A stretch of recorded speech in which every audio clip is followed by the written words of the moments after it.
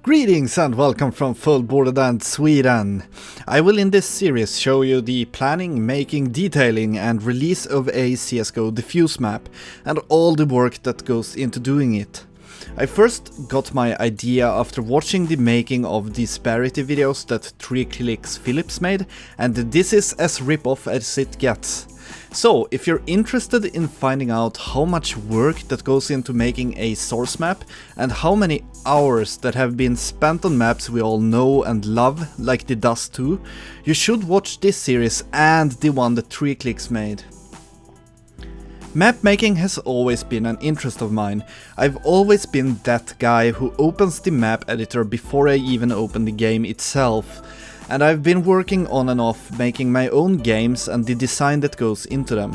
I still find myself making custom heroes for Warcraft 3 and mapping new locations while I think about the story behind them, like an island of mages infested by pirates that only the player can take care of. Or when I occasionally open the Remir map editor and start making landscapes for the game Tibia. Until now though, I've never hosted my maps or uploaded my games other than sending them to my close friends, because I haven't really felt the need to do it. Just making them has been rewarding enough, and when I first started mapping for CSGO I felt the same way. Now, when I first started Hammer SDK, the program in which you make source maps, I was baffled and thought that this is something that I will never learn how to use. It felt too advanced and complicated, and I quickly gave up hope on ever making any 3D maps. But after watching the making of Disparity, I did take some time to read and watch a lot of tutorials and how to use the program, and after a while I understood that the program itself is very easy to use but hard to master. After making a bunch of different test maps and smaller rooms, I finally completed my first map. It was a small aim map that was mirrored. It played well, but it had a bad layout and didn't really offer the player that much options.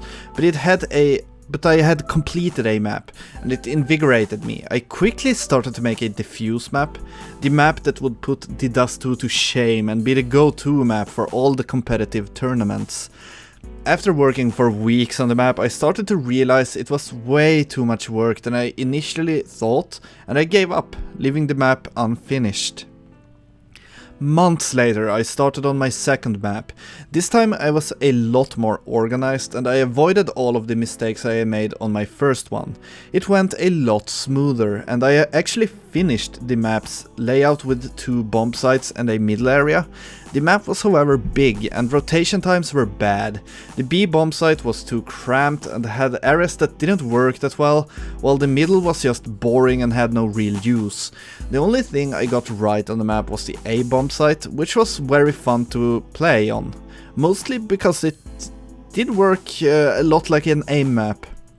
This map was later abandoned because I couldn't force myself to finish something that I didn't enjoy playing, and once again I gave up on ever making that awesome map for CSGO.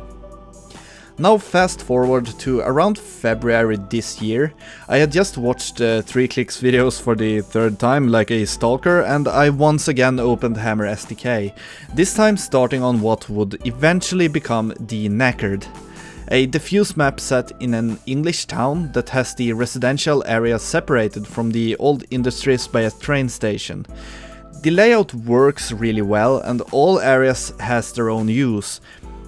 I've been testing the map extensively and every round feels different in a good way. The map is uploaded on Steam and I would love to get all feedback that I can get before I update it. There are still a few things to fix, mostly aesthetical, but before I change anything I want to hear the community's opinion, so have at it. Next episode I'll show you early footage of the map and talk about how it developed, so stay tuned. Fullbordad out. Boom.